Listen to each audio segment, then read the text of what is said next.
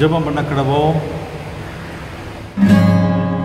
ஜீவனுள்ள தேவனின் ஆவியே வாரும்,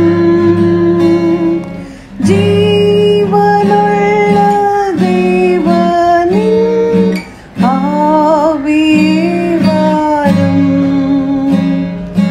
நோருக்கும் ஊருக்கும் உருவாக்கி நீரப்பும், ஜீவனுள்ள தேவனின் ஆவியே வாரும். இரக்கமுள்ள ஆண்டவரே, இந்த பரிசுத்த ஓய்வு நாளின் மனமகிழ்ச்சி நாளுக்காக ஆண்டவருக்கு நன்றி செலுத்துகின்றோம். இந்த வேளையிலே ஆண்டவரை ஆராதிக்கும்படியாக இல்லங்களிலே கூடி வந்திருக்கின்ற ஒவ்வொரு குடும்பத்தின் பிள்ளைகளையும் ஆண்டவர் ஆசீர்வதிப்பீராக. ஆண்டவருடைய பிரசன்னம், ஆண்டவருடைய மகிழ்ச்சி, ஆண்டவருடைய சமாதானம் பிள்ளைகளுடைய இல்லங்களிலே நிறைவாய் தங்கியிருக்க வேண்டும் என்று நாங்கள் ஜெபிக்கின்றோம்.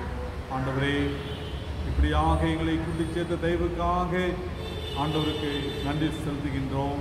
கர்த்தாவே, ஆலயங்களிலே கூட்டி வர முடியாத இந்த சூழ்நிலையிலே இல்லங்களிலே ஆண்டவருடைய வழிநடத்துதல் தங்கியிருப்பதற்காக ஆண்டவருக்கு நன்றி செலுத்துகின்றோம். பாடல்கள் மூலமாக, ஜெபங்கள் மூலமாக, துதிகள் மூலமாக இந்த வேளையிலே நாங்கள் யாவரும் ஒருமித்து நாங்கள் கூடியிருக்கின்றோம். கர்த்தாவே, இந்த ஐக்கியத்தை ஆண்டவர் ஆசீர்வதித்து கொடுக்க வேண்டும் என்று நாங்கள் ஜெபிக்கின்றோம். ஆண்டவரே, இந்த வேளையிலும் கூட உம்முடைய சுகம், உம்முடைய பலன், உம்முடைய நிறைவான கிருபை ஒவ்வொரு பிள்ளையுடைய இல்லங்களிலே நிறைவாய் தங்கியிருக்க வேண்டும் என்று ஜெபிக்கின்றோம். கர்த்தாவே, இந்த வேளையிலே எங்கள் ஒவ்வொருவரையும், குடும்பத்தின் பிள்ளைகள் ஒவ்வொருவரையும் சுகபலத்தோடு கூட ஆண்டவர் வைத்ததற்காக நன்றியோடு ஸ்தோத்திரிக்கிறோம், துதிக்கின்றோம். ஆண்டவரே, இந்த கொரோனா வைரஸை கர்த்தர் முற்றிலுமாக எங்கள் தேசங்களிலே இருந்து ஆண்டவர் அழித்து போடும்படியாக நாங்கள் ஒருமித்து ஒரு மனப்பாட்டோடு நாங்கள் ஜெபிக்கின்றோம். ஆண்டவரே, கர்த்தரால் கூடாத காரியம் ஒன்றுமில்லை, கர்த்தரால் எல்லாம் கூடும் என்று நாங்கள் விசுவாசத்தோடு சோர்ந்து போகாமல் நாங்கள் ஒவ்வொரு நாளும் நாங்கள் ஜெபித்து வருகின்றோம். ஆண்டவரே, எங்களுடைய விண்ணப்பங்களை எல்லாம் ஆண்டவர் ஏற்றுக்கொண்டு அங்கீகரித்தல வேண்டும் என்று நாங்கள் ஜெபிக்கின்றோம். கர்த்தாவே, இல்லங்களிலே ஆண்டுடைய சுகம் தங்கியிருக்க வேண்டும் என்று நாங்கள் ஜெபிக்கின்றோம். கர்த்தாவே, பிள்ளைகளுடைய எல்லா தேவைகளையும் ஆண்டவர் சந்திப்பீராக. பலவீனங்கள், சுகவீனங்கள் எல்லாவற்றையும் கர்த்தர் மாற்றும். உம்முடைய பலத்தினாலே ஒவ்வொருவரையும் ஆண்டவர் இடைக்கட்டியல்ல வேண்டும் என்று நாங்கள் ஜெபிக்கின்றோம். கர்த்தாவே, தேவ சமூகத்திலே மீண்டும் எங்களை தாழ்த்துகிறோம், மீண்டும் எங்களை அர்ப்பணிக்கின்றோம். எங்களுடைய குற்றங்கள், எங்களுடைய பாவங்கள், குறைவுகள் எல்லாவற்றையும் ஆண்டவர் ஒரு விசை தயவாய் மன்னித்தள்ள வேண்டும் என்று ஜெபிக்கின்றோம். ஆண்டவரே, மீண்டும் எங்களை ஏற்றுக்கொள்ளும். உடைய சமூகத்தில் எங்களையே அர்ப்பணிக்கின்றோம். புது சிற்சியாக வணைந்தரணும், காத்துக்கொள்ளும், பலப்படுத்தும். ஆண்டவராகிய இயேசு கிறிஸ்துவின் நாமத்தில் கெஞ்சி கேட்கிறோம் நல்ல பிதாவே, ஆமென். ஆமென். இந்த பரிசுத்த ஆராதனைக்கு ஆரம்பமாக சபை மக்கள் யாவரும் சேர்ந்து பாமாலை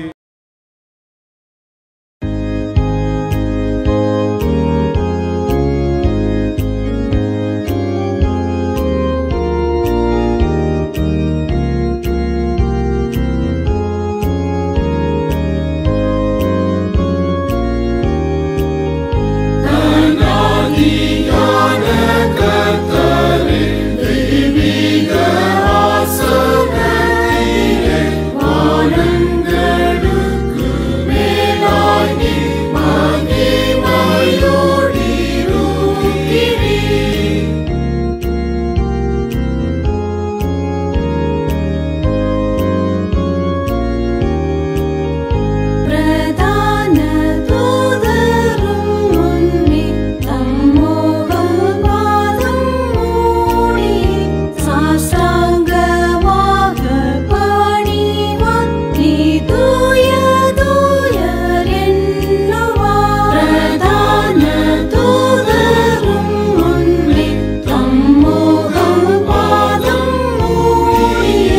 சாஷ்டாங்கமாக பணிவார் நீ தூய தூயர் என்னுவார்.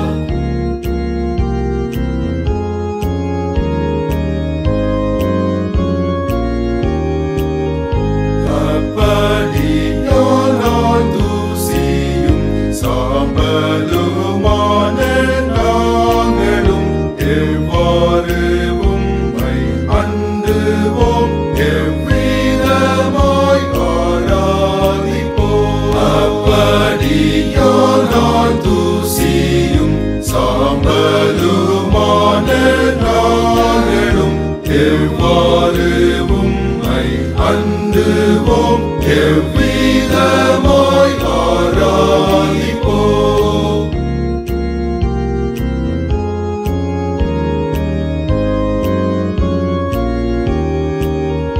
நீரோ உயர்ந்த வானத்தில், நாங்களோ தாழ்ந்த பூமியில் இருப்பதால் வணங்குவோம், பாபாயத்தோடு சேருவோம். நீரோ உயர்ந்த வானத்தில், நாங்களோ தாழ்ந்த பூமியில் இருப்பதால் வணங்குவோம், பாபாயத்தோடு சேருவோம்.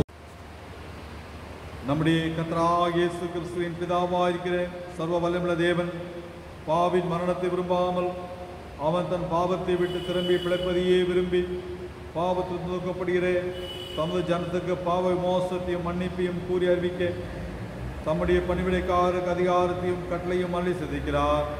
மெய்யாய் மனம் திரும்பி தமது பரிசுத்த சுவிசேஷத்தை உண்மையாய் விசுவாசிக்கிற யாவருக்கும் அவர் பாவங்களை மன்னித்து விமோசனம் செய்கிறார். ஆகையால் கடைசியிலே அவருடைய நித்திய ஆனந்தத்தில் சேரத்தக்கதாய் இத்தனிடத்தில் நாம் செய்கிறது அவருக்கு பிரியமாய் இருக்கவும், இன்னும் உயிரோடு இருக்கும் நாளெல்லாம் மாசில்லாமல் பரிசுத்தம் உள்ளவளாய் நடக்கவும் அவர் உங்களுக்கு மெய்யான மனம் திரும்புதலையும் தம்முடைய பரிசுத்த ஆவியானவரையும் அருளி செய்வாராக. ஆமென். ஜெபம் பண்ண கடவோம். பிதா குமாரன் பரிசுத்த ஆவியானவரின் நாமத்தினாலே. ஆமென். பர மண்ணிலிருக்கிற எங்கள் பிதாவே, உம்முடைய நாமம் பரிசுத்தப்படுவதாக, உம்முடைய ராஜ்யம் வருவதாக, உம்முடைய சித்தம் பரமண்டலத்தில் செய்யப்படுவது போல பூமியிலும் செய்யப்படுவதாக. அன்றொன்று அப்பத்தை எங்களுக்கு தாரும், எங்களுக்கு விரோதமாக எங்கள் குற்றங்களை செய்து நாங்கள் மன்னிக்கிறது போல எங்கள் குற்றங்களை எங்களுக்கு மன்னியும், எங்களை சோதனையில் பிரவேசிக்க பண்ணாமல் தீமையை ரட்சித்துக் கொள்ளும். ராஜ்யமும் வல்லமையும் மகிமையும் என்னிடத்திலே. ஆமென். ஆண்டவரே எங்கள் உதவிகளை திறந்தருளும். அப்பொழுது எங்கள் வாய்மொழி புகழை அறிவிக்கும். தேவனே எங்களை ரட்சிக்க விரைவாய் வாரும். ஆண்டவரே எங்களுக்கு சகாயம் பண்ண தீவிரியும். பிதாவுக்கும் குமாரனுக்கும் பரிசுத்த ஆவியானவருக்கும் மகிமை உண்டாவதாக. ஆதியிலும் இப்பொழுதும் எப்பொழுதும் சதா காலையிலும் மகிமை உண்டாவதாக. ஆமென். கர்த்தரை துதியுங்கள். கர்த்தருடைய நாமம் துதிக்கப்படுவதாக. இந்த விடையிலே சபை மக்கள் யாவரும் சேர்ந்து சங்கீதம் 95 பாடக்கடவோம். கர்த்தருக்கு மிரமாய் பாடி நம்முடைய ரட்சணை கண்மலையை சங்கீதம் பண்ண கடவோம் வாருங்கள். தோற்ற சந்ததிக்கு முன்பாக வந்து சங்கீதம் 40 பாட கடவோம். கர்த்தரை மகாதேவனும் எல்லா தேவர்களுக்கும் மகாராஜனுமாயிருக்கிறார். பூமி ஆகையில் இருக்கிறது, பர்வதங்களும் அவருடையவைகள். சமுத்திரமானது அவரை உண்டாக்கினார், பெட்டாந்திரையும் அவருடைய கரம் ஒரு வாக்கேற்று. நம்மை நடக்கிறதுக்கு முன்பாக நாம் பணிந்து குனிந்து முழங்கால் படியிட கடவோம் வாருங்கள். அவர் நம்முடைய தேவன், நாம் நினைக்கிறவர்களும் அவர் கைக்குள்ளான ஆடுகளோம். ஆமென். இன்றைய சிறையை கேட்பீர்களாகில் போதும் சோனாளிகள் போதும் உங்கள் படுத்தாதேயோங்கள் அங்கேயும் நாக்கனை சோதித்து என்னை பரிசு பார்த்து என் கிரியையையும் கண்டார்கள். 40 வருஷமாய் ஞான சந்ததியை ஆரோசித்து ஜனம் என்றும் என்னுடைய என்றும் சொல்லி என்னுடைய பார்த்து என்று என்னுடைய கோபத்திலே ஆணையிட்டேன். பிதாவுக்கும் குமாரனுக்கும் பரிசுத்த ஆவிக்கும் மகிமை உண்டாவதாக. ஆதியிலும் இப்பொழுதும் எப்பொழுதுமான சதா காலங்களிலும் மகிமை உண்டாவதாக. ஆமென். சபை மக்கள் யாவரும் இந்த வேளையிலே நாம் இணைந்து சங்கீதம் 119 89ஆம் வசனம் முதல் 104ஆம் வசனம் வரை உள்ள வசனங்களை நாம் முறைமுறையாய் வாசிப்போம். சங்கீதம் 119 89 முதல் 104 வரை. கர்த்தாவே, உமது வசனம் என்றென்றைக்கும் வானங்களில் நிலைத்திருக்கிறது.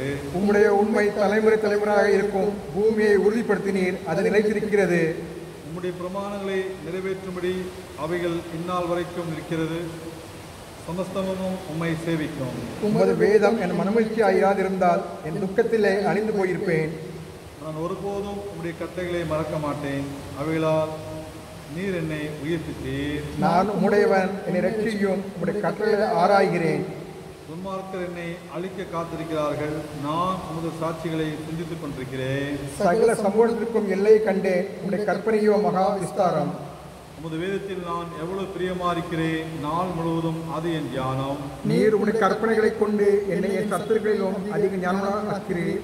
அவைகள் என்றைக்கும் என்னுடன் இருக்கிறது. உம்முடைய சாட்சிகள் என் தியானமாய் இருக்கிறபடியால் எனக்கு போதித்துள்ள எல்லாரிலும் அறிவுள்ளவனாயிருக்கிறேன். உம்முடைய கட்டளை நான் கை கொண்டிருக்கிறபடியால் முதியோர்களை பார்க்கலாம் ஞானமுள்ளவனாயிருக்கிறேன்.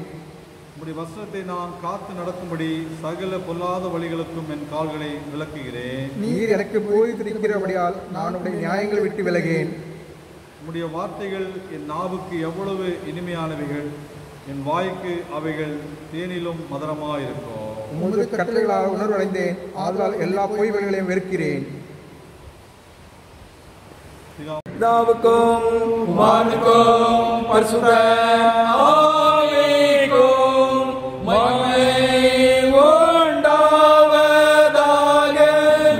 ஆதியிலும் இப்பொழுதும் எப்பொழுதுமான சதா காலங்களிலும் மகிமை உண்டாவதாக.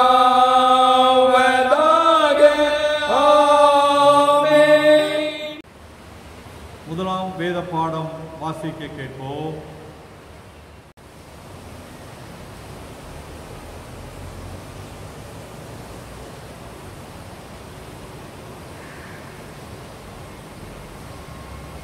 வாசிக்க கொடுக்கப்பட்ட நிருப பாடம் அப்போஸ்தலனாகிய பவுல் ரோமாபுரியருக்கு எழுதிய நிருபம் 13ஆம் அதிகாரம் 8ஆம் வசனம் முதல் 14ஆம் வசனம் முடிய. ரோமர் 13ஆம் அதிகாரம் 8ஆம் வசனம் முதல் 14ஆம் வசனம் முடிய. ஒருவருக்கு ஒருவர் அன்பு கூறுகிற கடனை அல்லாமல் மற்றொன்றிலும் ஒருவனுக்கும் கடன்படாதிருங்கள். பிறனிடத்தில் அன்பு கூறுகிறவன் நியாயப்பிரமாணத்தை நிறைவேற்றுகிறான். எப்படி என்றால், விபச்சாரம் செய்யாதிருப்பாயாக, கொலை செய்யாதிருப்பாயாக, களவு செய்யாதிருப்பாயாக, பொய் சாட்சி சொல்லாதிருப்பாயாக, இச்சியாதிருப்பாயாக என்கிற இந்த கற்பனைகளும் வேறு எந்த கற்பனையும் உன்னிடத்தில் நீ அன்பு கூறுகிறது போல பிறனிடத்திலும் அன்பு கூறுவாக என்கிற ஒரே வார்த்தையிலே தொகையாய் அடங்கியிருக்கிறது. அன்பானது பிறனுக்கு பொல்லாங்க செய்யாது. ஆதலால் அன்பு நியாயப்பிரமாணத்தின் நிறைவேறுதலாயிருக்கிறது. நித்திரை விட்டு எழுந்திருக்கத்தக்க வேலையாயிற்றென்று நாம் காலத்தை அறிந்தவர்களாய் இப்படி நடக்க வேண்டும். நாம் விசுவாசிகளான போது ரட்சிப்பு சமீபமாயிருந்ததை பார்க்கிறோம். இப்பொழுது அது நமக்கு அதிக சமீபமாயிருக்கிறது. இரவு சென்று போயிற்று, பகல் சமீபமாயிற்று. ஆகையால் அந்தகாரத்தின் கிரியைகளை நாம் தள்ளிவிட்டு ஒளியின் ஆயுதங்களை தரித்துக் கொள்ள கடவோம். களியாட்டும் வெறியும் வேசித்தனமும் காமவிகாரமும் வாக்குவாதமும் பொறாமையும் உள்ளவராய் நடவாமல் பகலிலே நடக்கிறவர்கள் போல சீராய் நடக்க கடவோம். துரிச்சைகளுக்கு இடமாக உடலை பேணாமல் இருந்து கர்த்தராகிய இயேசு கிறிஸ்துவை கற்றுக் கொள்ளுங்கள் என்றார் என்பது வாசிக்கப்பட்ட நிருபமானம் வாசித்தாயிற்று.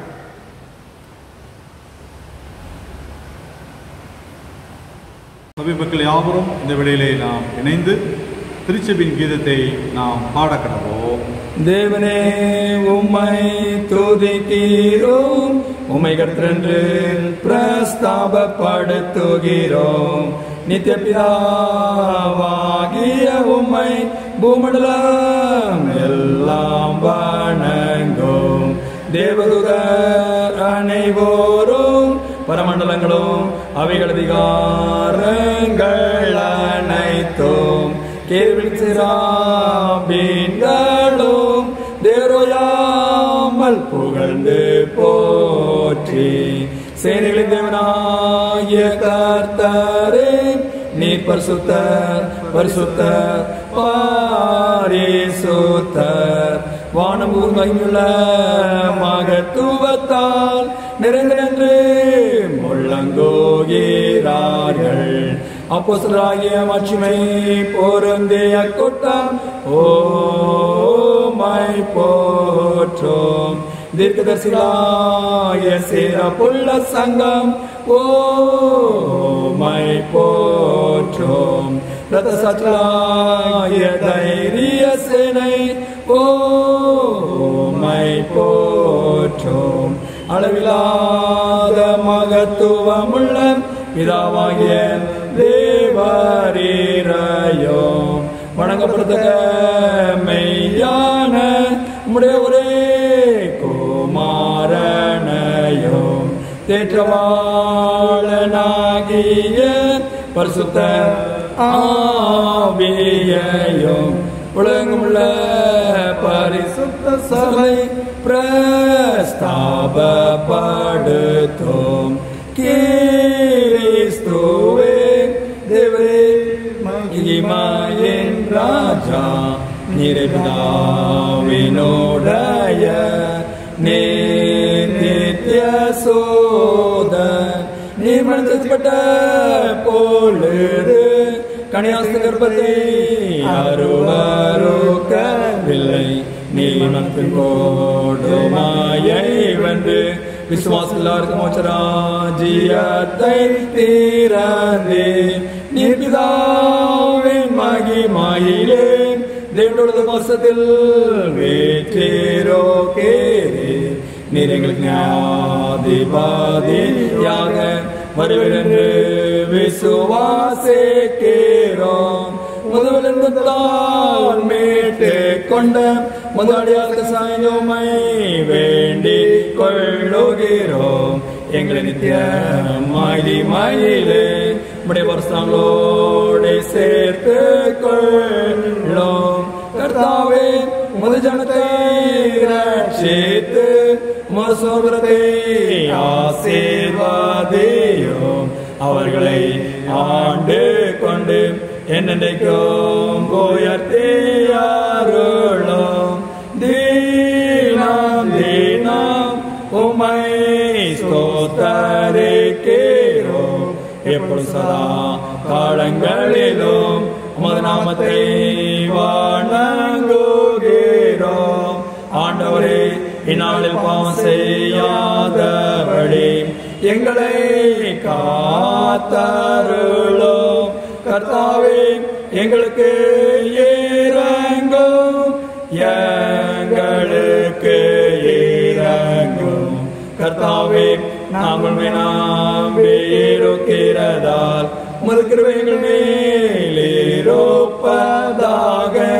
கர்த்தாவே, உம்மை நம்பியிருக்கிறேன். நான் ஒரு காலம் கலங்காதபடி செய்யும்.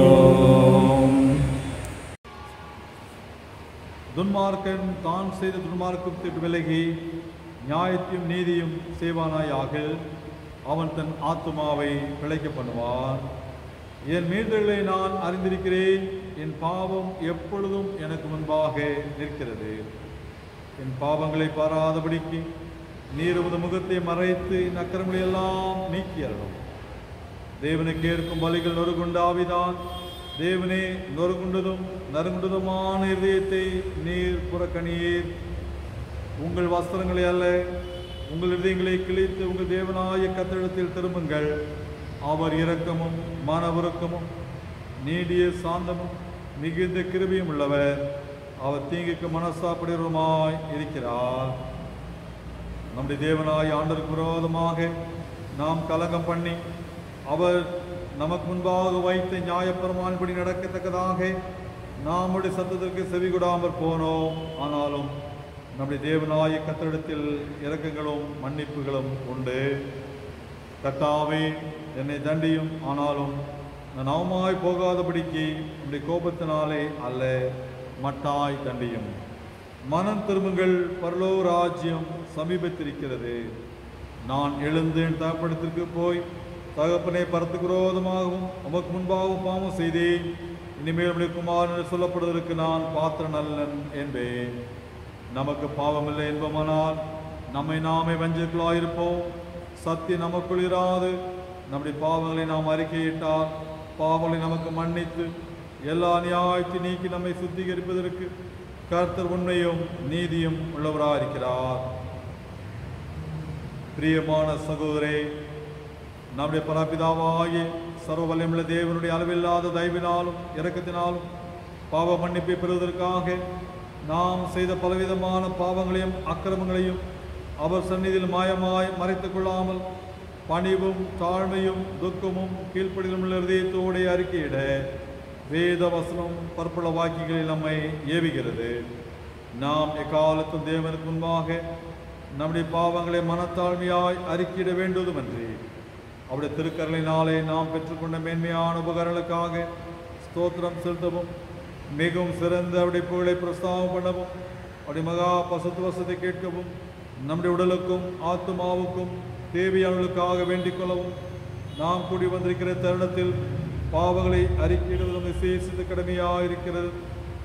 ஆகையால் இங்கே இருக்கிற நீங்கள் யாவரும் சுத்த இருதயத்தோடும் தாழ்ந்த சத்தத்தோடும் பரம கிருபா சண்டையில் என்னுடனே கூட சேர்ந்து நான் சொல்லுகிறபடி சொல்ல உங்களை வேண்டிக் கொள்கிறேன். இரண்டாம் வேத பாடம் வாசிக்க கேட்போம்.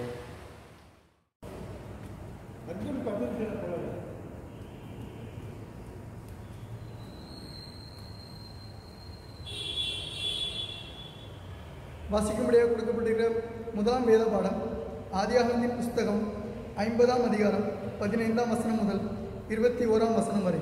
ஆதியாகமம் 50ஆம் அதிகாரம் 15ஆம் வசனம் முதல் 21ஆம் வசனம் வரை. தங்கள் தகப்பன் மரணமடைந்ததை யோசேப்பின் சகோதரர் கண்டு, ஒருவேளை யோசேப்பு நம்மை பகைத்து நாம் அவனுக்கு செய்த எல்லா பொல்லாங்குக்காகவும் நமக்கு சரிக்கு சரிக்கட்டும் என்று சொல்லி யோசேப்பினிடத்தில் ஆள் அனுப்பி, உம்முடைய சகோதரர் உமக்கு பொல்லாங்கு செய்திருந்தாலும் அவர்கள் செய்த துரோகத்தையும் பாதகத்தையும் தயவு செய்து மன்னிக்க வேண்டும் என்று உம்முடைய தகப்பனார் மரணமுடைய முன்னே உமக்கு சொல்லும்படி கட்டளை இட்டார். ஆகையால் உம்முடைய தகப்பனாருடைய தேவனுக்கு ஊழியக்காரராக நாங்கள் செய்த துரோகத்தை மன்னிக்க வேண்டும் என்று அவனுக்கு சொல்ல சொன்னார்கள். அவர்கள் அதை யோசேப்புக்கு சொன்னபோது அவன் அழுதான். பின்பு அவனுடைய சகோதரரும் போய் அவனுக்கு முன்பாக தாழ விழுந்து, இதோ நாங்கள் உமக்கு அடிமைகள் என்றார்கள். யோசேப்பு அவர்களை நோக்கி, பயப்படாதிருங்கள், நான் தேவனோ, நீங்கள் எனக்கு தீமை செய்ய நினைத்தீர்கள், தேவனோ இப்பொழுது நடந்து வருகிறபடியே வெகு ஜனங்களை உயிரோடே காக்கும்படிக்கு அதை நன்மையாக முடிய பண்ணினார். ஆதலால் பயப்படாதிருங்கள், நான் உங்களையும் உங்கள் குழந்தைகளையும் பராமரிப்பேன் என்று அவருக்கு ஆறுதல் சொல்லி அவருடைய பட்சமாய் பேசினான். வாசிக்கும்படியாக கொடுக்கப்பட்ட முதலாம் வேத பாடம் வாசித்தாயிற்று.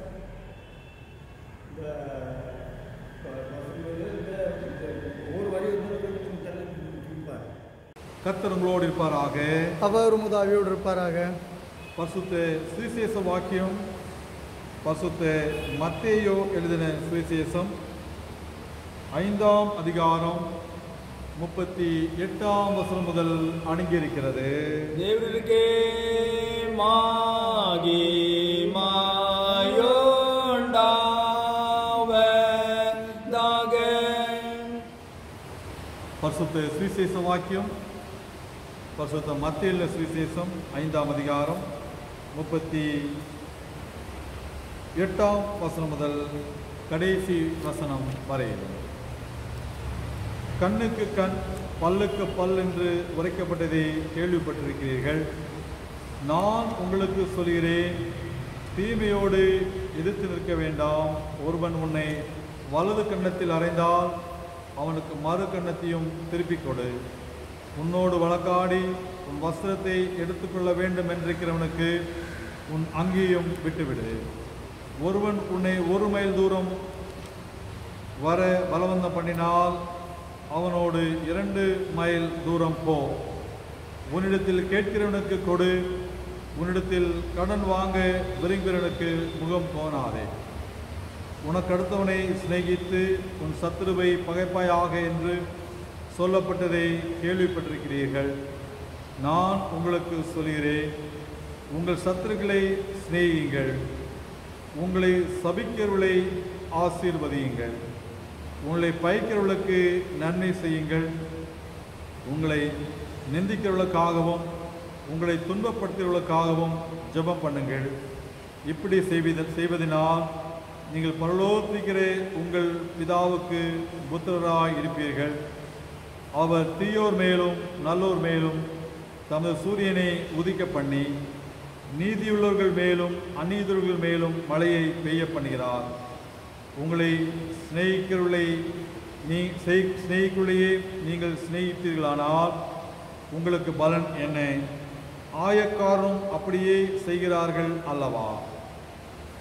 உங்கள் சகோதரரை மாத்திரம் வாழ்த்துவீர்களானால் நீங்கள் விசேஷித்து செய்கிறது என்ன?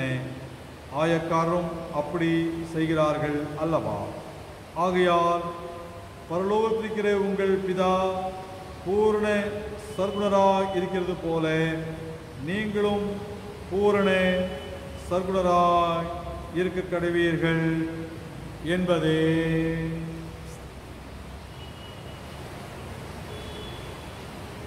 கிறிஸ்துவுக்கே ஸ்தோத்திரமுண்டாவதாக.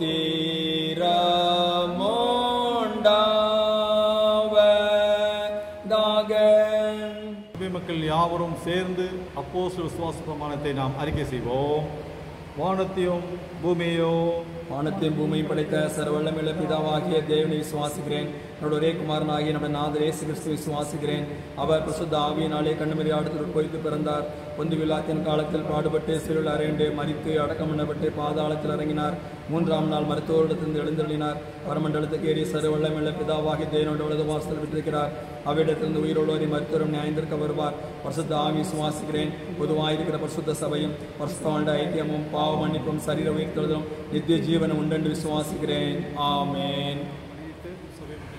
பொதுவான பாவ அறிக்கை ஜெபத்தை நாம் ஏறெடுப்போம். யாவரும் சேர்ந்து ஏறெடுப்போம். சர்வ வல்லமையும் மிகுந்த இரக்கமுள்ள பிதாவே, தப்பிப்போன ஆடுகளைப் போல நாங்கள் வழிகளை விட்டு வழி அலைந்து போனோம். எங்கள் இதயத்தின் யோசனைகளுக்கும் விருப்பங்களுக்கும் மிகவும் இணங்கி நடந்தோம். உமது பரிசுத்த கற்பனைகளுக்கு விரோதமாய் குற்றம் செய்தோம்.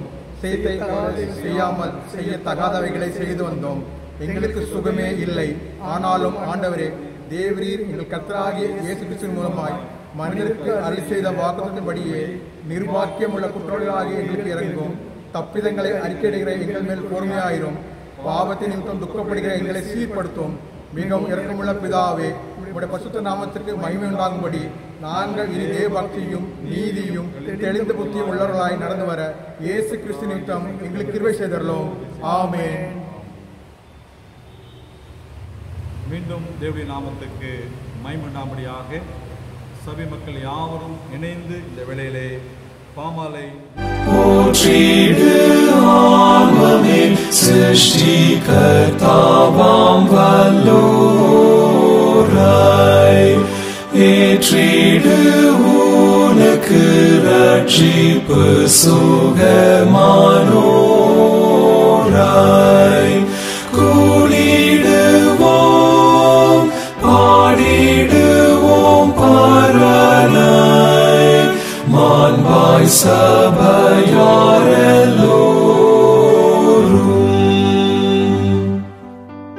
போற்றிடு யாவையும் ஞானமாய் ஆளும் தீராதை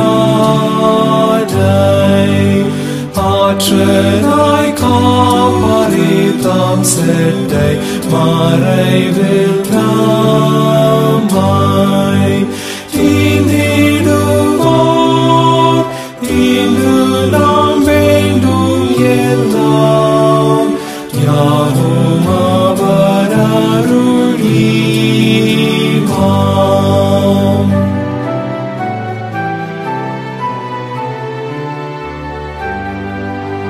போற்றிடு காத்துணை ஆசீர்வதிக்கும் பீரானாய் தேற்றியே தயவால் நீரப்புவார் உன் வாழ்நாளை பேரன்பராம் பராபரன் தயவை சிந்திப்பாய் இப்போதே போதும். போற்றிடு ஆன்மமே என் முழு உள்ளமே நீயும் ஏற்றிடும் கர்த்தரை ஜீவ ஈராசிகள் யாவும் சபையோரே சேர்ந்தென்றும் சொல்லுவீரே வணங்கி மகிழ்வாய். ஆமென்.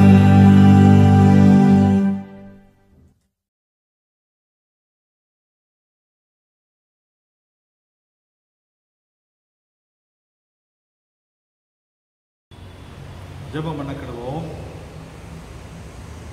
இரக்கமுள்ள ஆண்டவரே, இந்த பரிசுத்த ஓய்வு நாளின் மன மகிழ்ச்சி நாளுக்காக மீண்டும் ஆண்டவருக்கு நன்றி செலுத்துகின்றோம்.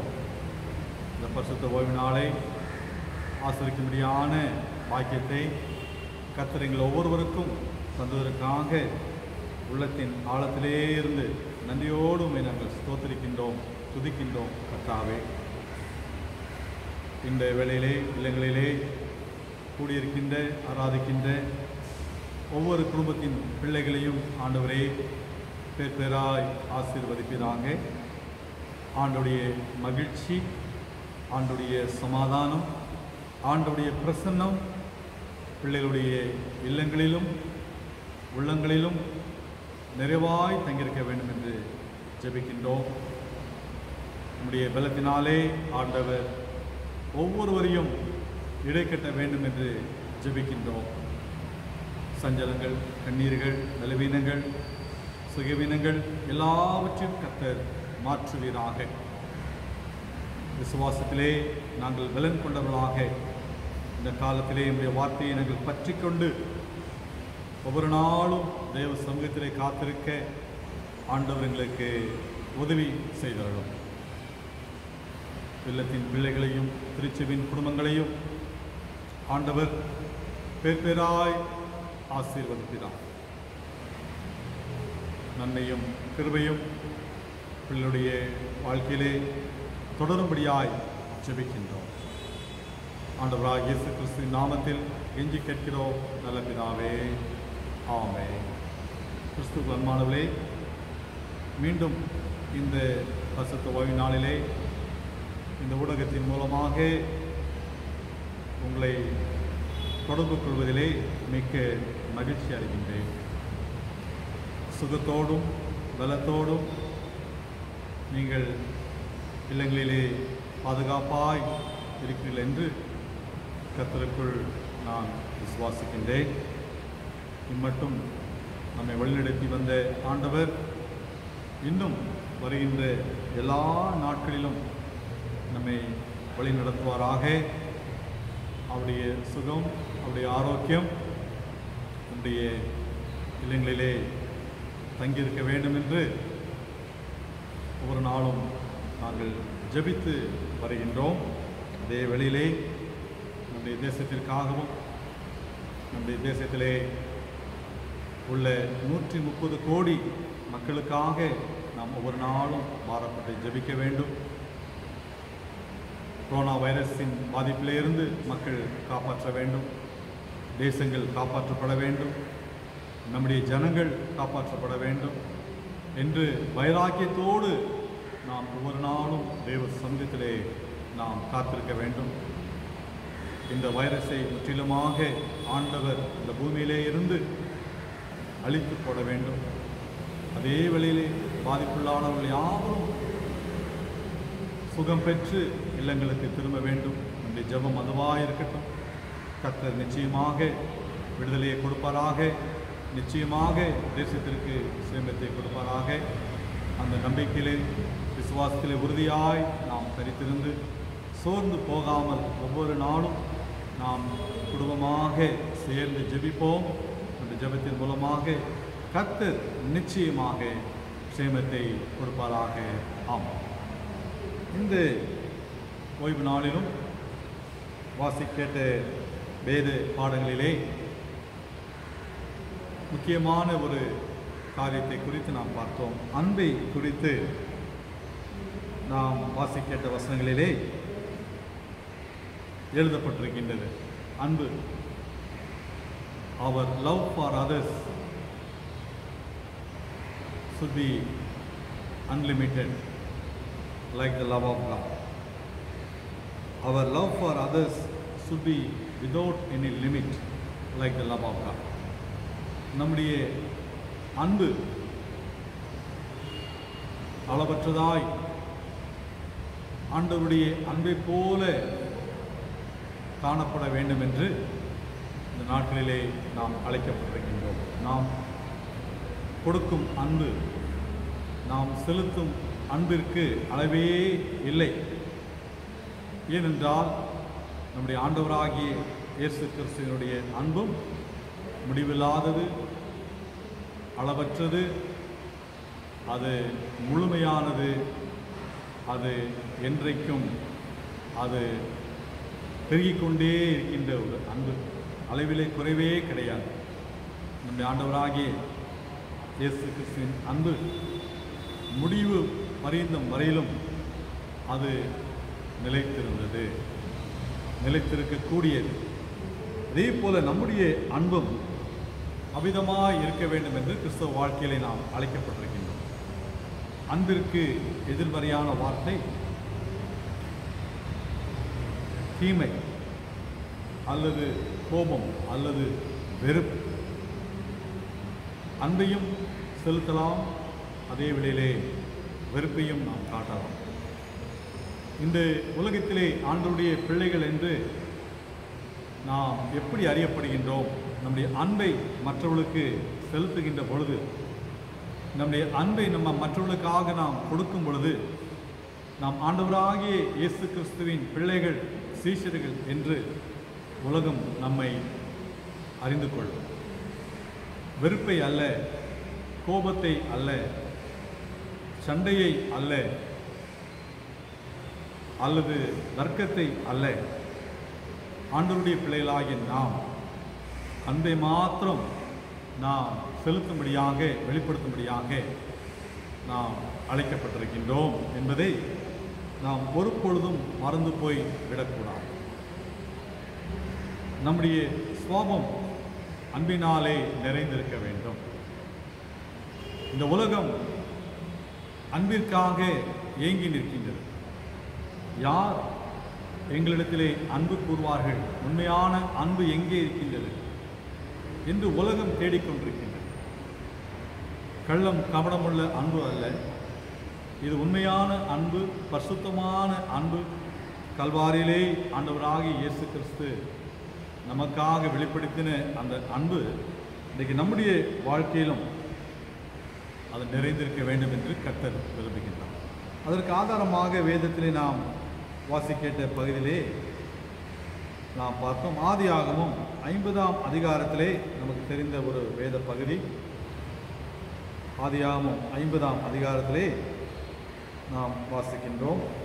யோசேப்பு தன்னுடைய சகோதரத்திலே எந்த வெறுப்பை காட்டாமல் தனக்கு துரோகம் செய்த சகோதரர்களை யோசேப்பு மன்னித்து அன்பு செலுத்தி அவர்களை மீண்டும் ஏற்றுக்கொண்டதை நாம் அந்த அதிகாரத்திலே நாம் வாசிக்கிறோம். ஆதியாகமம் 50ஆம் அதிகாரம் 19ஆம் 20ஆம் வசனம். யோசேப்பு அவளை நோக்கி, பயப்படாதிருங்கள், நான் தேவனா? நீங்கள் எனக்கு தீமை செய்ய நினைத்தீர்கள். தேவனோ இப்பொழுது நடந்து வருகிறபடியே வெகு ஜனங்களை உயிரோடு காக்கும்படிக்கு அதை நன்மையாக முடிய பண்ணினார். ஆதலால் பயப்படாதிருங்கள், நான் உங்களையும் உங்கள் குழந்தைகளையும் பராமரிப்பேன் என்று அவர்களுக்கு ஆறுதல் சொல்லி அவர்களோடு பட்சமாய் பேசினார். பயப்படாதிருங்கள். சகோதரர்கள் பயந்தார்கள். யோசேப்புக்கு விரோதமாக நாம் தீமை செய்தோமே, இப்பொழுது யோசேப்பு நமக்கு என்ன செய்ய போகின்றாரோ, நம்மை தண்டிக்க போகின்றாரோ, அல்லது நம்மிடத்திலே கோபத்தை வெளிப்படுத்த போகின்றாரோ, நம்மை என்ன செய்வார் என்று கலங்குகின்ற வேளையில் யோசேப்பு என்ன சொன்னார்? நீங்கள் பயப்படாதீர்கள், நீங்கள் எனக்கு தீமை செய்தீர்கள், நான் அப்படி உங்களுக்கு செய்வதில்லை, அன்பை நான் உங்களுக்கு வெளிப்படுத்துகிறேன், நீங்கள் எதை குறித்தும் நீங்கள் பயப்படாதீர்கள் என்று அவளுக்கு ஆறுதல் சொல்லி அவளோடு பட்சமாய் பேசினான் என்று நாம் வேற்ற வாசிக்கிறோம். பாருங்கள், தனக்கு தீமை செய்தவர்களுக்கு யோசேப்பு தீமை செய்யவில்லை. அவர்களுக்கு அதற்கு மாறாக அவளோடு பட்சமாய் அவளை அரவணைத்துக் கொண்டு அவர்களை ஏற்றுக்கொண்டு அவளை பராமரித்தார், அன்பு செலுத்தினார் என்று நாம் வேதத்திலே நாம் வாசிக்கின்றோம். கிறிஸ்துவுக்குள் அன்பான தேவனுடைய பிள்ளைகளே, இதைத்தான் நம்முடைய வாழ்க்கையிலே ஆண்டவர் எதிர்பார்க்கின்றார். யாருக்கு நாம் அன்பு செலுத்துகின்றோம்? யாரிடத்திலே நாம் அன்பு செலுத்துகின்றோம்? நம்முடைய முதல் அன்பு தேவாதி தேவனுக்குரியது என்பதை நாம் மறந்து போய்விடக்கூடாது. நம்முடைய அன்பு தேவாதி தேவனுக்குரியது. First love belongs to our God only. அவருக்கு மாத்திரம்தான். அதற்கு பின்புதான் நம்முடைய மனைவியிடத்திலே, நம்முடைய பிள்ளைகளிடத்திலே நாம் செலுத்துகின்ற அன்பு இரண்டாவது. வேதத்தில் நாம் வாசிக்கின்றோம். அதே போல என்ன வாசிக்கின்றோம்? நம்முடைய தேவனாய கர்த்தர் ஒருவரே கர்த்தர். உன் தேவனாய கர்த்தரிடத்தில் உன் முழு இருதயத்தோடும், உன் முழு ஆத்மாவோடும், உன் முழு மனதோடும், உன் முழு பலத்தோடும் அன்பு குறையாக என்பதை பிரதான கற்பனை. பிரதான கற்பனை தேவனாய கர்த்தரிடத்தில் முழுமையாக அன்பு கூறுவது பிரதான கற்பனை. அதற்கு ஒப்பாயிருக்கிற இரண்டாம் கற்பனை என்னவென்றால், உன்னிடத்தில் நீ அன்பு கூறுவது போல பிறரிடத்திலும் அன்பு குறையாக என்பதே. இவைகளிலும் பெரிய கற்பனை வேறொன்றுமில்லை என்றார். பெரிய கற்பனை வேறொன்றுமில்லை. எது பெரிய கற்பனை? உன்னிடத்தில் அன்பு கூறுவது போல பிறரிடத்திலும் அன்பு குறையாக என்பதே. இதுதான் பெரிய கற்பனை என்று நாம் வேதத்திலே நாம் வாசிக்கின்றோம். அப்போஸ்தலனாகிய பவுல் ரோமாபுரிக்கு எழுதும் பொழுது நாம் வாசிக்கிறோம். ரோமர் 13ஆம் அதிகாரத்திலே நாம் வாசிக்க கேட்டோம்.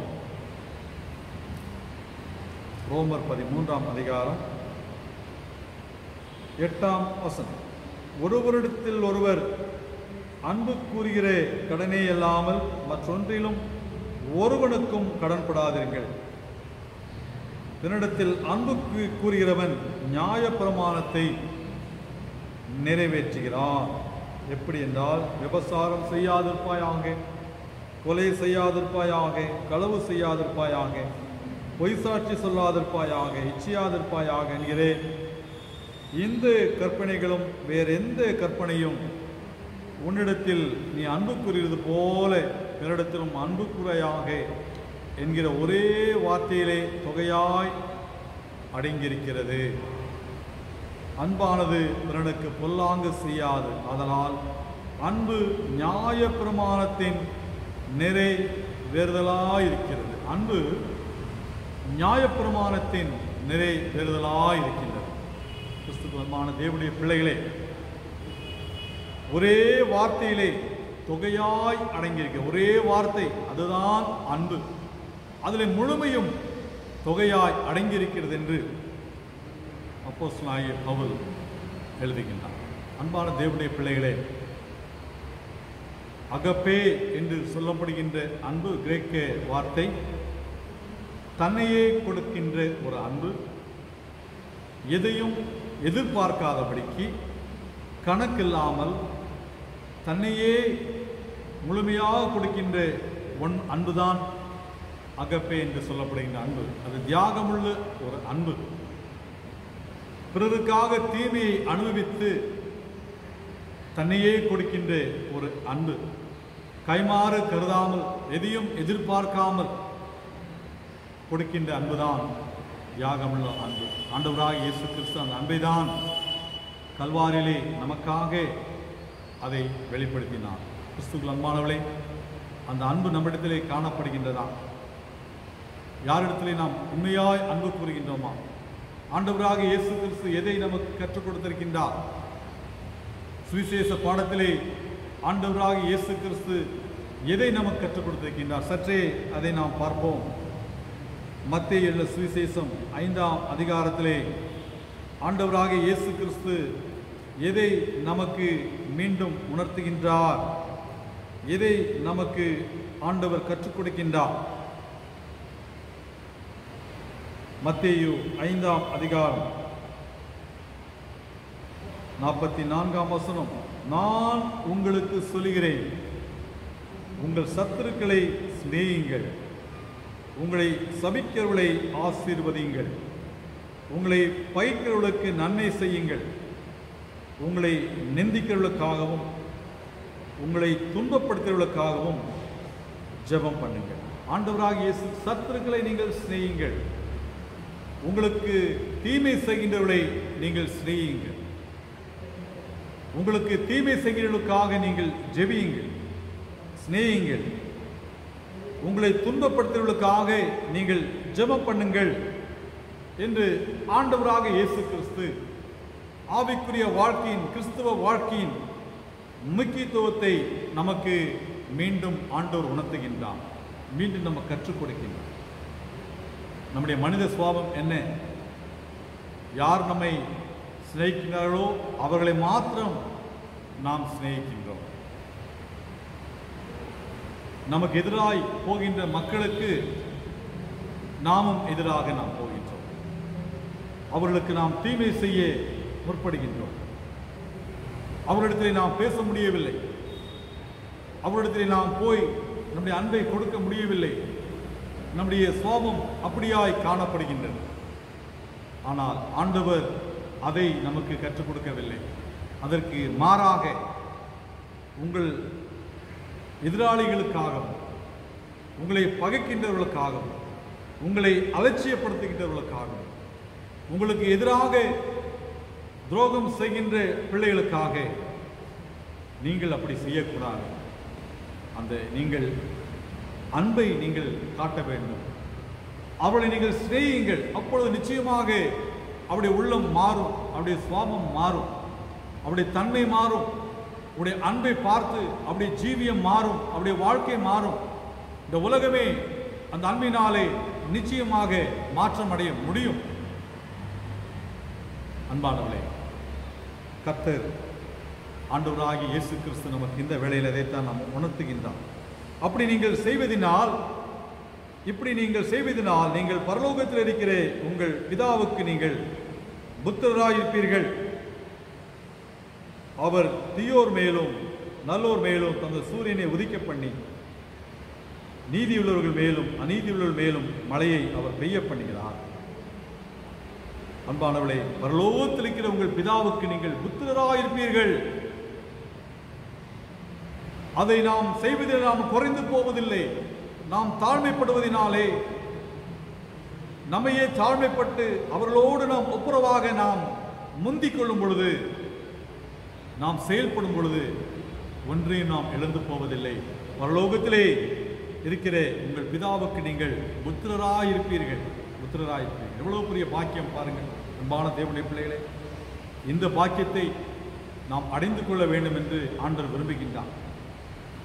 ஆண்டவரே, இந்த உள்ளத்தை எனக்கு நீர் தாரும், இந்த தன்மையை எனக்கு நீர் தாரும், இப்படிப்பட்ட சிந்தையை எனக்கு நீர் தாரும் என்று ஆண்டவரை கேட்கும் பொழுது நிச்சயமாகவே ஆண்டவர் நம்ம ஒருவருக்கு கொடுப்பார். அதே அதிகாரத்தில் மத்திய 5ஆம் அதிகாரத்திலே நாம் வாசிக்கின்றோம். 46ஆம் வசனம், உங்களை சிநேகிக்கிறவர்களை நீங்கள் சிநேகிப்பீர்களானால் உங்களுக்கு பலன் என்ன? ஆயக்காரன் அப்படியே செய்கிறார்கள் அல்ல, எதிர்பார்த்து அல்ல, எதையும் எதிர்பார்க்காதபடிக்கு ஆண்டவருடைய அன்பை நம்முடைய உள்ளத்திலிருந்து அப்படியே முழுவதும் கொடுப்பது தான் கிறிஸ்தவ அன்பு. அன்பானவர்களே, இந்த உலகம் அதைத்தான் எதிர்பார்க்கின்றது. நம்மை சிநேகிக்கல் மாத்திரமல்ல, எல்லாருக்கும் நம்முடைய அன்பு உரியதாக இருக்கின்றது.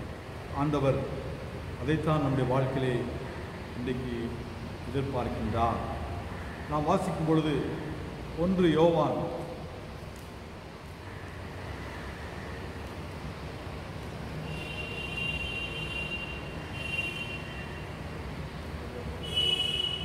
3ஆம் அதிகாரத்தில் நாம் வாசிக்கிறோம். 1 யோவான் 3ஆம் அதிகாரம் 14ஆம் 15ஆம் வசனம், நான் சகோதரரிடத்தில் அன்பு கூறியபடியால் மரணத்தை விட்டு ஜீவனுக்கு உட்பட்டிருக்கிறேன் என்று அறிந்திருக்கிறோம். ஜீவனுக்கு உட்பட்டிருக்கிறோம் என்று அறிந்திருக்கிறோம். சகோதரனிடத்தில் அன்பு கூறாதவன் மரணத்திலே நிலை கொண்டிருக்கிறான். சகோதர அன்பை இந்த வேத பகுதியிலே நாம் வாசிக்கிறோம்.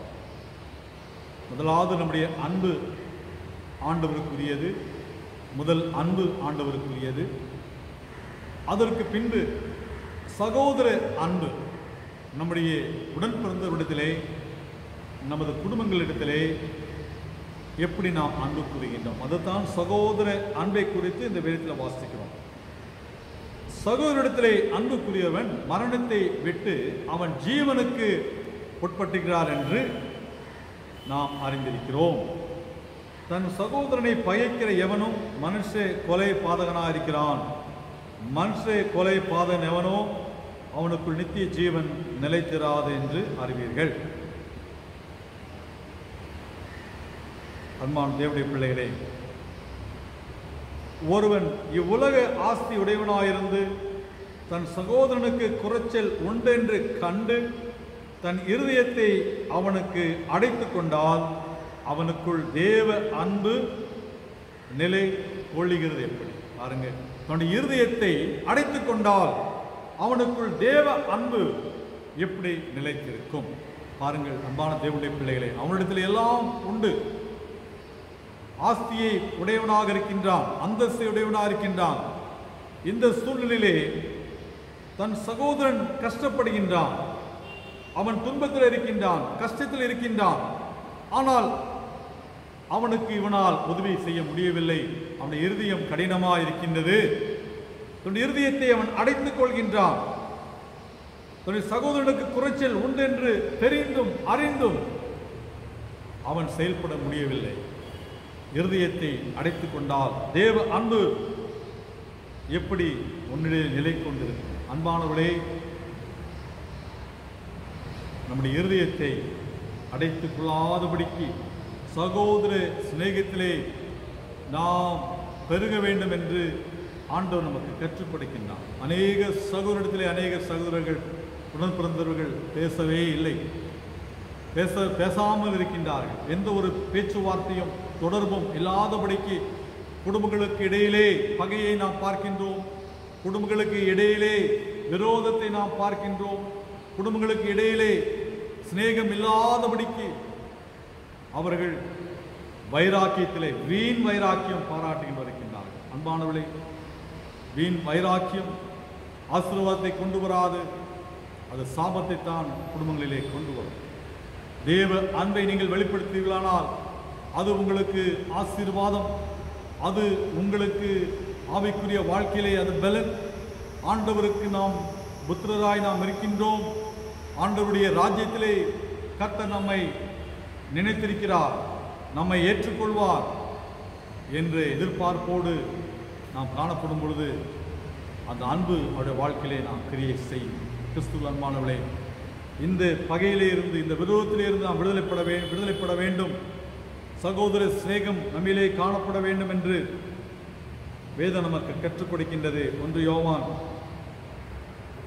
3ஆம் அதிகாரம் 18ஆம் வசனம், பிள்ளைகளை வசனத்தினாலும் நாவினாலும் அல்ல கிரியையினாலும் உண்மையினாலும் அன்பு கூறப்படவும். அன்பை குறித்து நாம் பேசுகின்றோம்.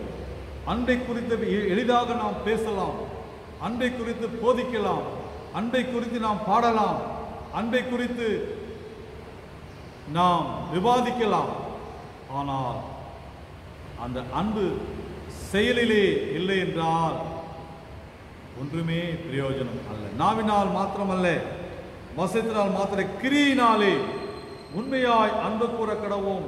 ஆக்ஷன், கிரியையுள்ள அன்பு. இன்றைக்கு நம்முடைய வாழ்க்கையிலே அந்த கிரியை நம்முடைய வாழ்க்கையிலே இருந்து வெளிப்பட்டு கொண்டே இருக்க வேண்டும். வெறும் பேச்சு மாத்திரம் அல்ல, வெறும் பாடல் மாத்திரம் அல்ல,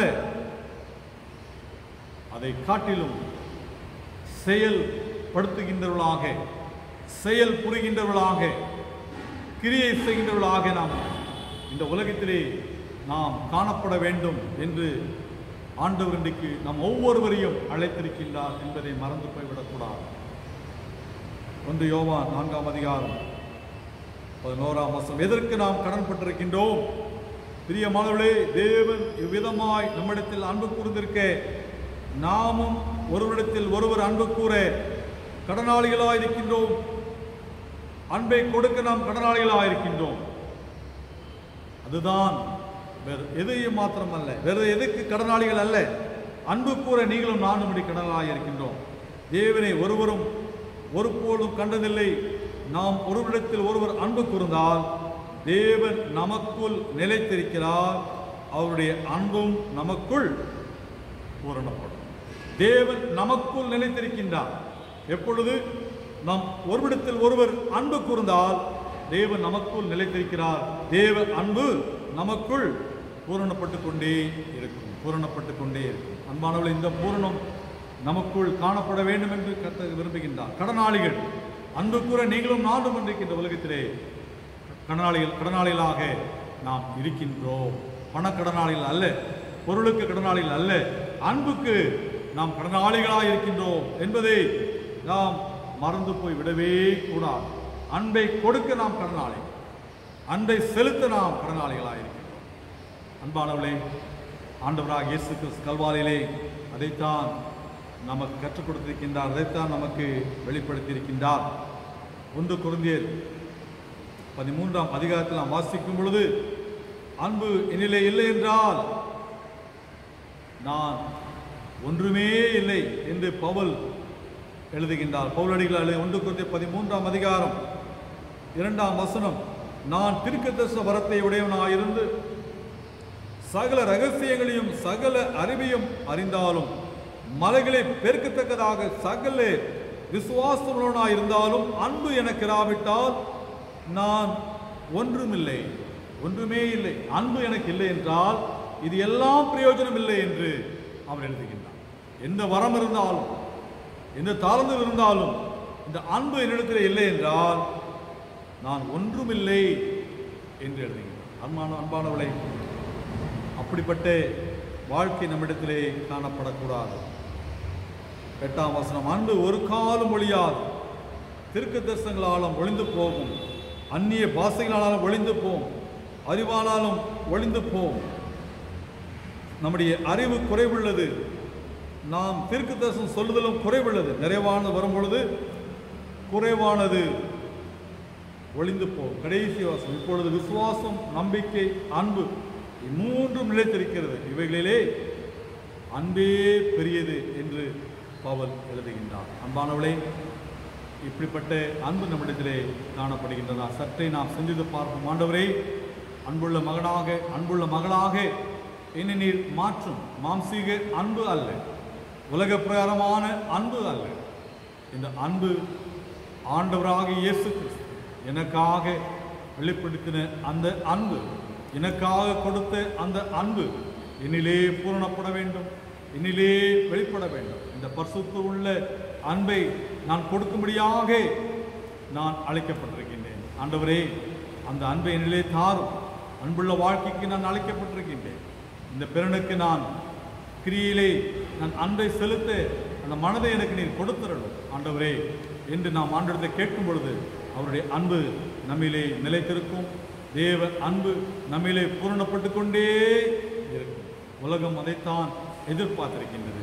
நம்மையே அர்ப்பணிப்போமா, அன்பை நாம் கொடுப்போமா, அப்பொழுது ஆண்டுடைய நன்மை, ஆண்டுடைய ஆசீர்வாதம், ஆண்டுடைய பிரசன்னம், அவருடைய கிருபை நம்மை ஆட்கொண்டே இருக்கும். அப்படிப்பட்ட கிருபையை தேவன் நம் ஒவ்வொருவருக்கும் கொடுப்பாராக. ஆம். ஜெபம் பண்ணக்கிறோம். இரக்கமுள்ள ஆண்டவரே, மீண்டும் எங்களுக்கு அன்பை குறித்து உணர்த்திருக்கின்றீரே, இதற்காக நன்றி செலுத்துகின்றோம். கர்த்தாவே, இந்த அன்பை நாங்கள் செலுத்த, இந்த அன்பை நாங்கள் கொடுக்க நாங்கள் அழைக்கப்பட்டிருக்கின்றோம்.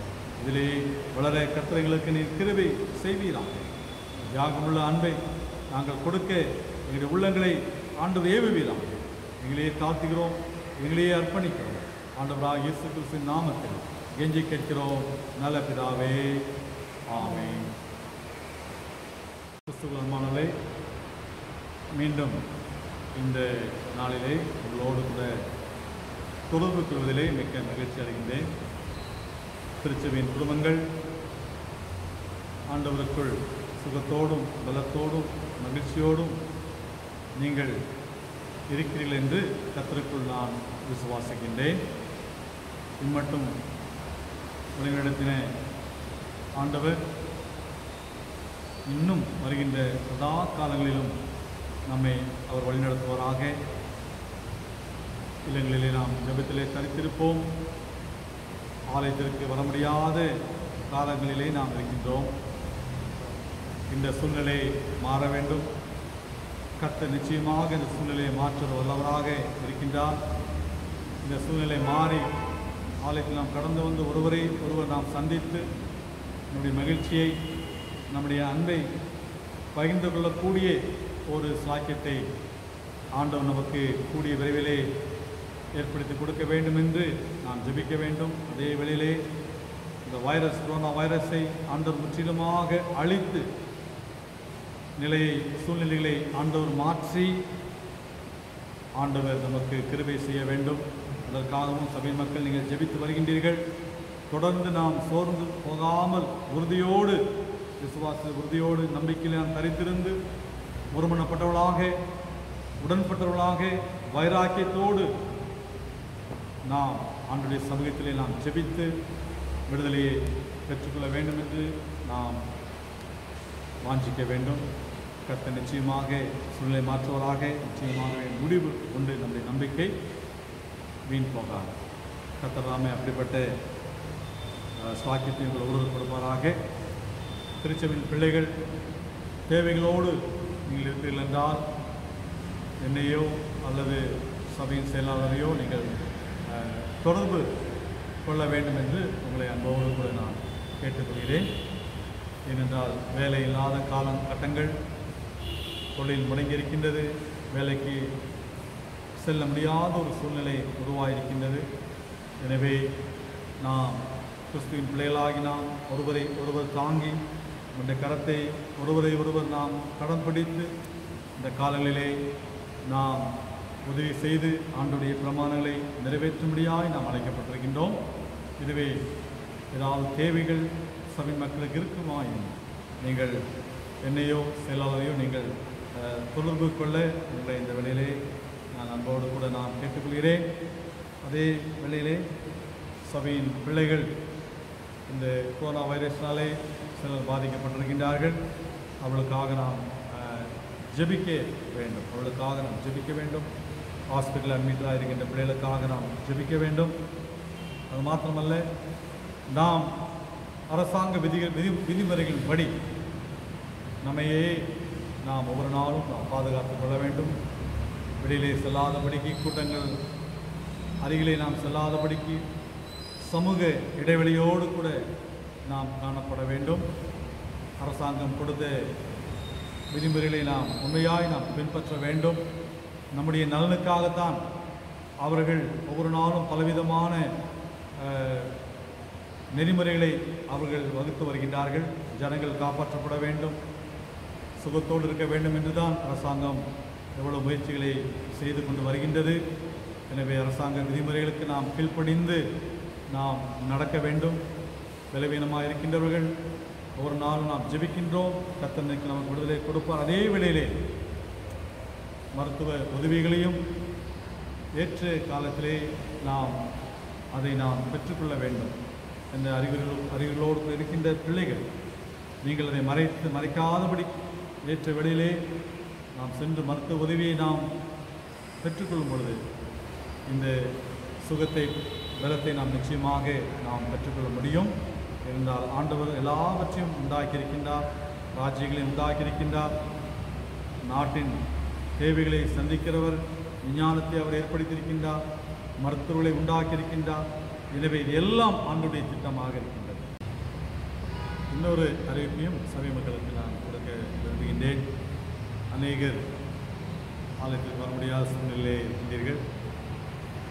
உங்களுடைய காணிக்கை எப்படி கொடுப்பது, ஆண்டுடைய பங்கை எப்படி கொடுப்பது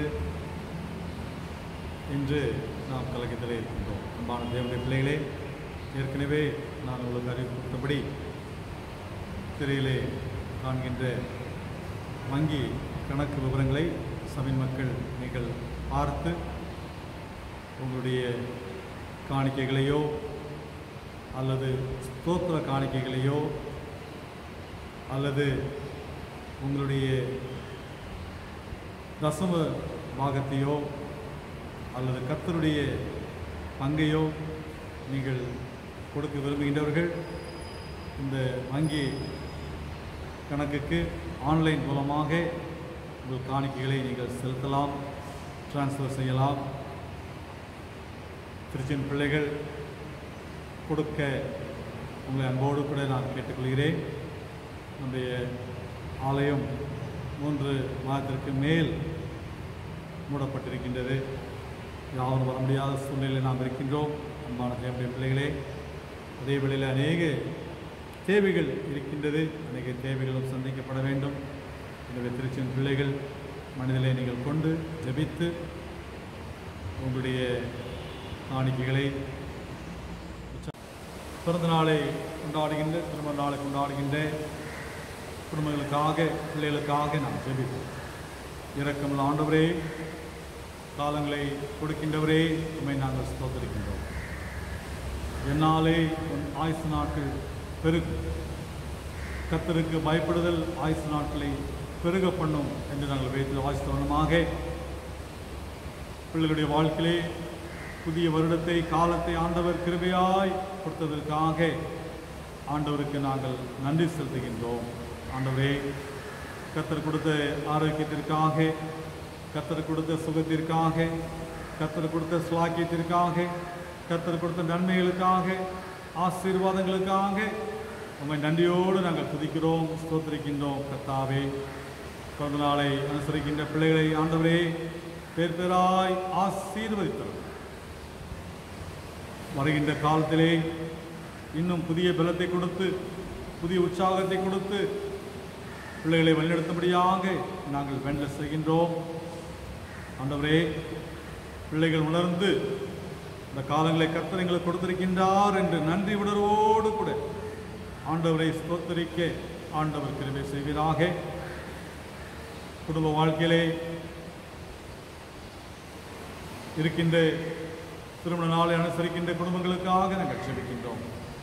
குடும்ப வாழ்க்கையை கொடுத்தீரே ஸ்தோத்திரிக்கின்றோம். அன்பிலே, அந்நியத்திலே குடும்பமாக இந்த பிள்ளைகள் ஆண்டவரை சேவித்து, நானும் என் வீட்டாரம் என்றால் கர்த்தரையே சேவிப்போம் என்று யோசுவா சொன்னது போல இந்த குடும்பங்களும் ஆண்டவரை எல்லா காலங்களிலும் சேவித்து ஆண்டவருக்கு சாட்சியுள்ள குடும்பங்களாக, நற்சாட்சி பகர்கின்ற குடும்பங்களாக என்றென்றைக்கும் நிலைத்திருக்க ஆண்டவர் உதவி செய்வீராக. கணவரை ஆசீர்வதியும், மனைவியை ஆசீர்வதியும், பிள்ளைகளை ஆசீர்வதியும். குடும்பத்தின் தேவைகளை ஆண்டவர் சந்திப்பீராக. இன்னும் அன்பிலே, பண்பிலே இந்த குடும்பங்கள் பெருக ஆண்டவர் உதவி செய்தல வேண்டும் என்று நாங்கள் செபிக்கின்றோம். சகல ஆசீர்வாதங்களையும் சில நன்மைகளையும் பிள்ளைகளுக்கு நிறைவாய் கொடுத்தல வேண்டும் என்று நாங்கள் ஜெபிக்கின்றோம். கர்த்தாவே, இம்மட்டும் நன்மையும் சமயமான பாதையிலே வழிநடத்தி வந்த ஆண்டவர் வருகின்ற எல்லா காலங்களிலும் உடைய வழிநடத்துதல், உடைய ஆலோசனைகள் பிள்ளைகளுடைய வாழ்க்கையில் நிலைத்திருக்க வேண்டும் என்று ஆண்டவராகிய இயேசு கிறிஸ்துவின் நாமத்தில் கெஞ்சி கேட்கிறோம் நல்ல பிதாவே. ஆமென். ஜெபம் பண்ண கடவோம். திருத்துவ திருநாளுக்கு பின்வரும் 4ஆம் ஞாயிறுக்குரிய ஜெபம். உம்மிடத்தில் நம்பிக்கை வைக்கிற யாவரையும் காப்பாற்றுகிறாகிய தேவனே, உம்மாலேன்றி யாதொன்றும் பலனாயும் யாதொன்றும் பசுத்தமாயும் இராது. பரமபிதாவாகிய தேவரீர் எங்களை ஆளுகிறவரும் வழி நடத்துவருமாயிருப்பதினால் நாங்கள் கடைசியில் நித்தியமானவிலை இழந்து போகாதபடிக்கு அநித்தியமானவிலை கடந்து செல்ல எங்கள் கர்த்தராகிய இயேசு கிறிஸ்து நிமித்தம் உம்முடைய இரக்கத்தை மென்மேலும் எங்களுக்கு கட்டளையிட்டருளோம். ஆமென். சர்வ வல்லமையுள்ள தேவனே, உம்முடைய ஜனங்கள் வனாந்தரத்திலே மோசேயும் ஆரோனையும் எதிர்த்து அவர்களுக்கு விரோதமாய் அடம் சாதித்து கலகம் செய்த நிமித்தம் அவர்கள் மேல் கோபம் கொண்டு வாதியை வரவிட்டு தாவீது ராஜாவின் காலத்திலும் கொள்ளை நோயினாலே 70,000 பேரை சங்காரம் செய்து பின்பு உமது இரக்கத்தை நினைவு கூர்ந்து மற்றவர்களை இரட்சித்தீரே.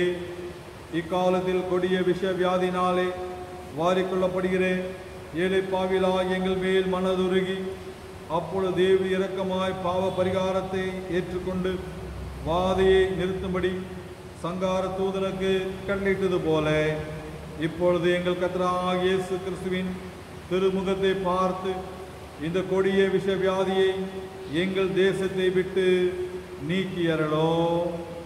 ஆமென்.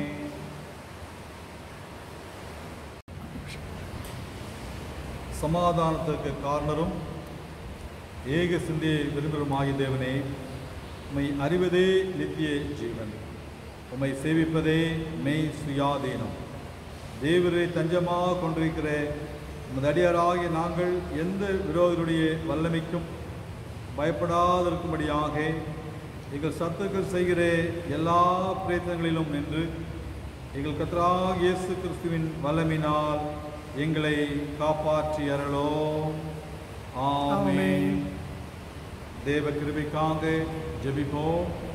சர்வ வல்லமையுள்ள நித்திய தேவனே, இந்நாள் வரையும் எங்களை சுகமாய் நடத்தி வந்த எங்கள் பரமபிதாவாகிய கர்த்தாவே, இந்நாளிலும் உமது மிகுந்த வல்லமையால் எங்களை காப்பாற்றி நாங்கள் யாதொரு பாவத்துக்கு உட்படாமலும் எவ்விதமான மோசத்திலும் அகப்படாமலும் உமது பார்வைக்கு நீதியாயிருக்கிறதை எப்பொழுதும் செய்கிறதற்கு நாங்கள் செய்கிற எல்லாவற்றையும் உம்முடைய ஆளுகை நாளை நடத்தி அள்ள வேண்டும் என்று எங்கள் கர்த்தராகிய இயேசு கிறிஸ்துவின் மூலமாய் வேண்டிக் கொள்கிறோம்.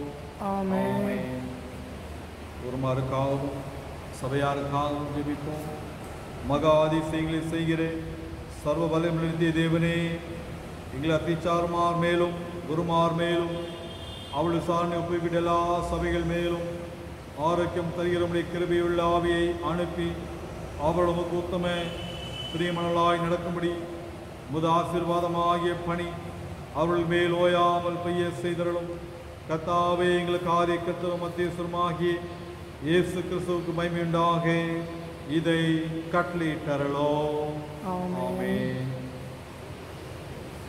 இத்தருணத்தில் ஒருமனப்பட்டு உம்மை நோக்கி எங்கள் பொதுவான விண்ணப்பங்களை செய்ய எங்களுக்கு கிருபை அளித்த சர்வ வல்லமையுள்ள தேவனே, 2 பேராவது 3 பேராவது என் நாமத்தினாலே கூடி வரும் பொழுது அவள் கேட்டவளில் அருளி செய்வேன் என்று வாக்கு அறிவிக்கிறீரே.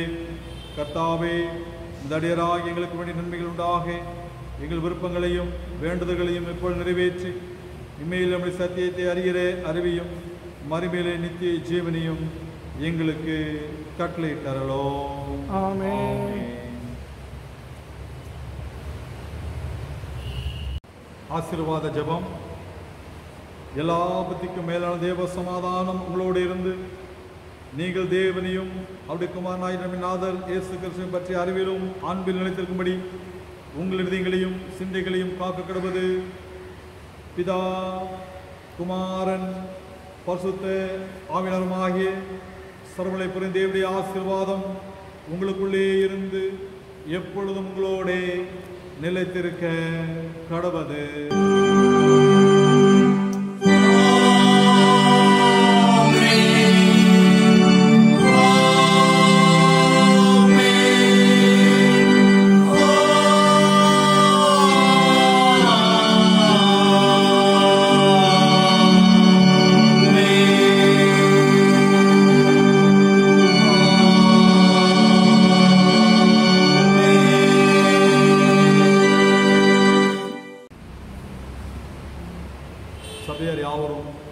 சேர்ந்து முடிவு பாடலாக பாமாலை 200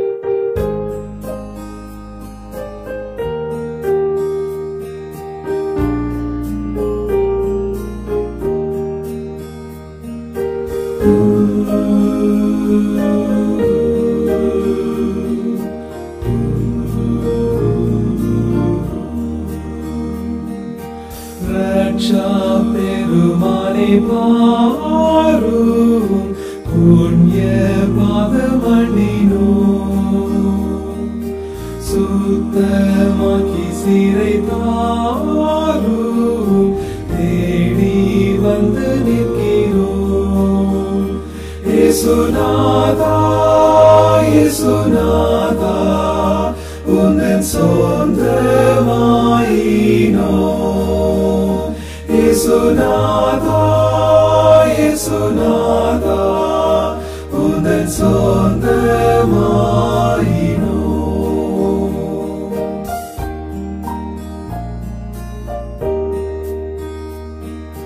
மெய்ப்பர் போல முதி சென்றும் பாதுகாத்தும் வருவீர்.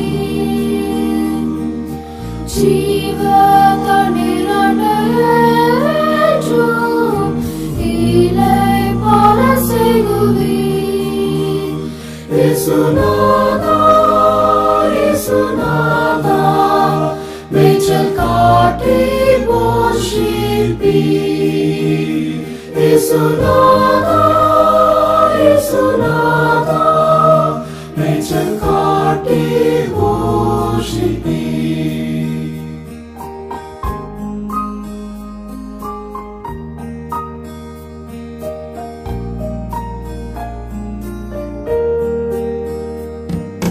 நீதி பாதை தவறாமல் நேசமாய் நடக்குவீர்.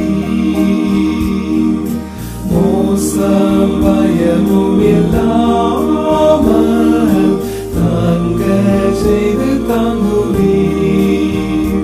இயேசுநாதா இயேசுநாதா ஒரு போதும் கைவிடீர். இயேசுநாதா இயேசுநாதா ஒரு போதும் கைவிடீர்.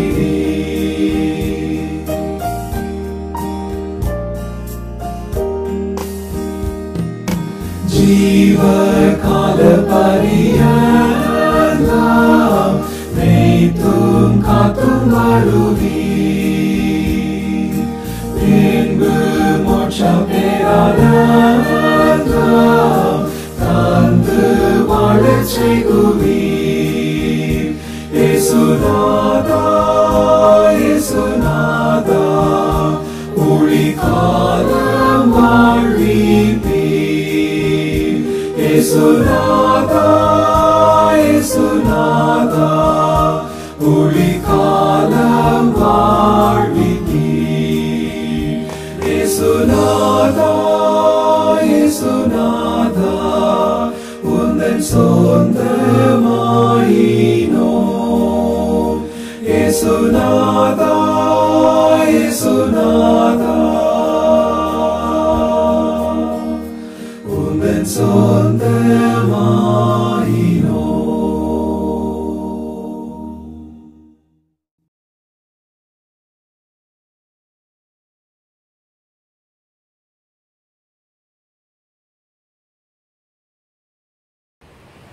கர்த்தர் உங்களோடு இருப்பாராக.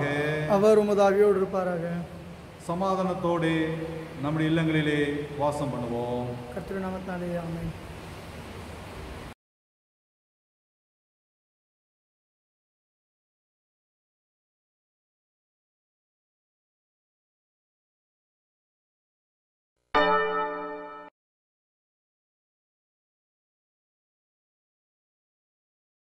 யோசேப்பும் அவனது சகோதரர்களும். ஈசாக்கின் மகனாகிய யாக்கோபுக்கு 12 புதல்வர்கள் இருந்தனர். மிகவும் இளையவனாகிய யோசேப்பு தந்தைக்கு மிகவும் பிரியமானவனாக இருந்தான்.